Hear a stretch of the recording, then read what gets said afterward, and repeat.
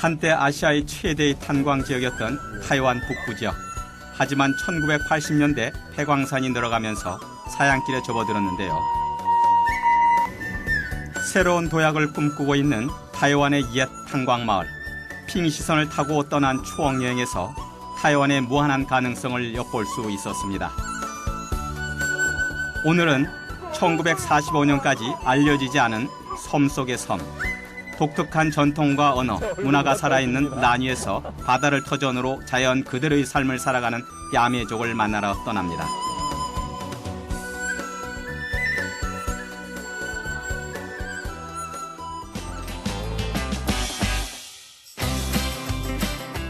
타이완은 담배 잎사귀 모양의 본토와 79개의 크고 작은 섬으로 이루어져 있습니다.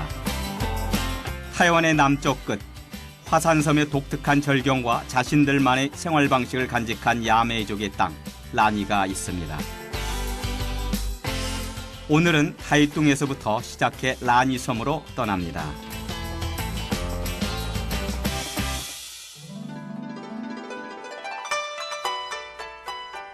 인구 11만여 명이 살고 있는 타이뚱은 철도, 항만, 비행기 시설이 모두 갖춰진 타이완 남동부 교통의 요충지입니다.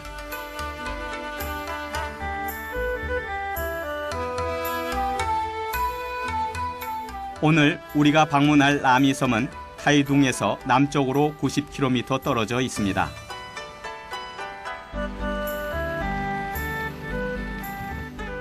라니섬으로 가는 배는 이 타이둥에 가장 많습니다.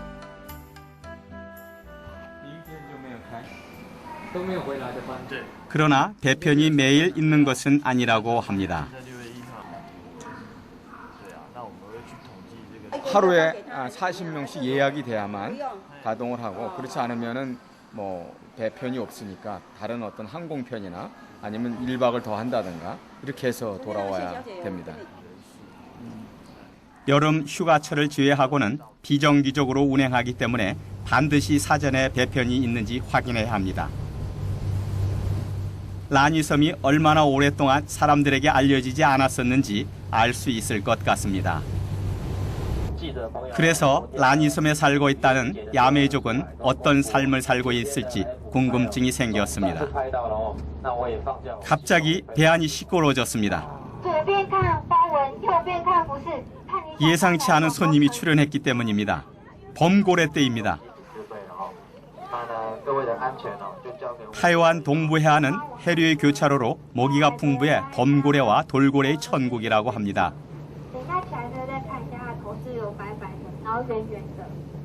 전 세계 범고래와 돌고래 종의 3분의 1이 서식하는 곳이기도 한데요. 여름철에 범고래를 볼 확률은 반반이라는데 오늘은 운이 좋은 것 같습니다.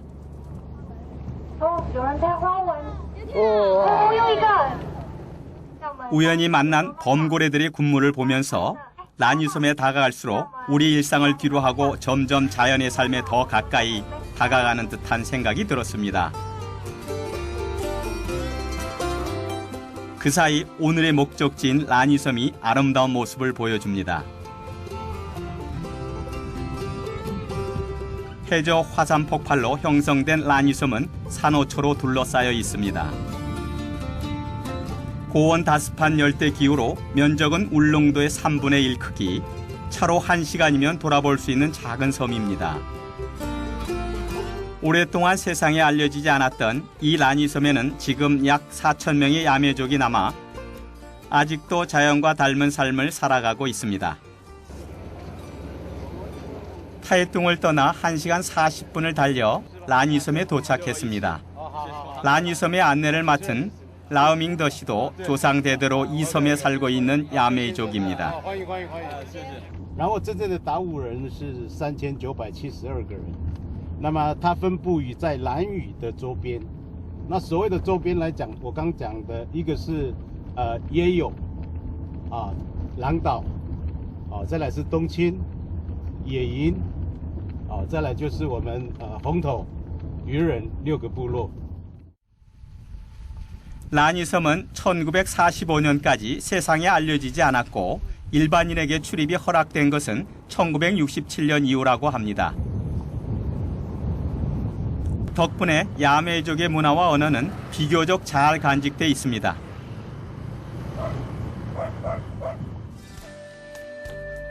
가장 많은 야매족이 생활하는 홍토우에 도착했는데요. 처음 만난 것은 야매족 대신 가축과 거리를 자유롭게 활보하는 돼지들입니다. 라니섬 안에는 800여 마리의 돼지가 있는데 이렇게 풀어놓고 키운다고 합니다. 돼지에게 물 주는 아이, 그리고 집집마다 말리고 있는 생선, 나중에 알았지만 날치라고 합니다. 참으로 편안하고 정겨운 풍경입니다.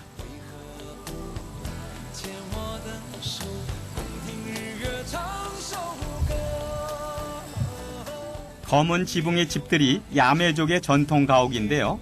라니섬에도 현대식 가옥이 늘어나는 추세지만 아직도 전통 가옥을 고집하는 주민들도 많이 있습니다. 가옥 구조도 언어도 타이완 본토와는 다른데요. 야매족은 혈통적으로나 문화적으로 타이완보다 필리핀에 더 가까운 편이라고 합니다. 수백 년 전 필리핀에서 건너온 원주민이라는 추측도 있습니다. 你好，你好， 아고가이. 랴오밍더 씨의 아버지를 먼저 뵙기로 했습니다. 年龄多大？ 올해 85살의 랴오룽밍 할아버지는 야매족 전통 가옥에 살며 지금도 야매족 언어를 사용하셔서 랴오밍더 씨의 통역이 필요했습니다.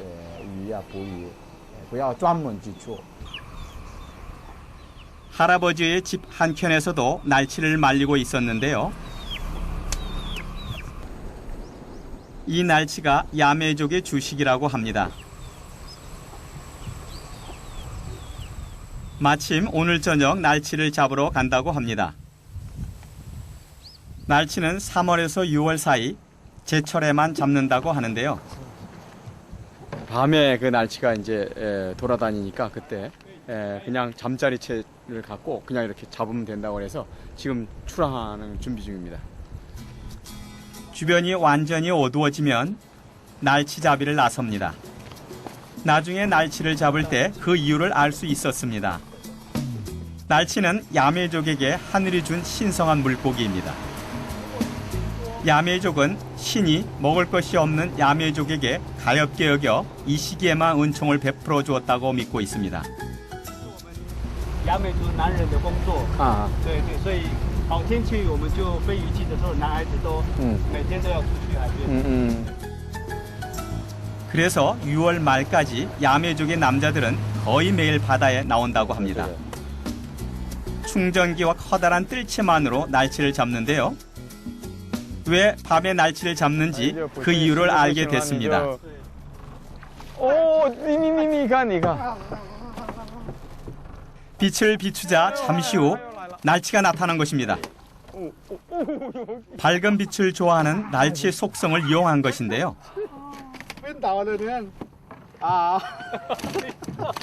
이렇게 낚아채기만 하면 된다니 신기하기만 합니다.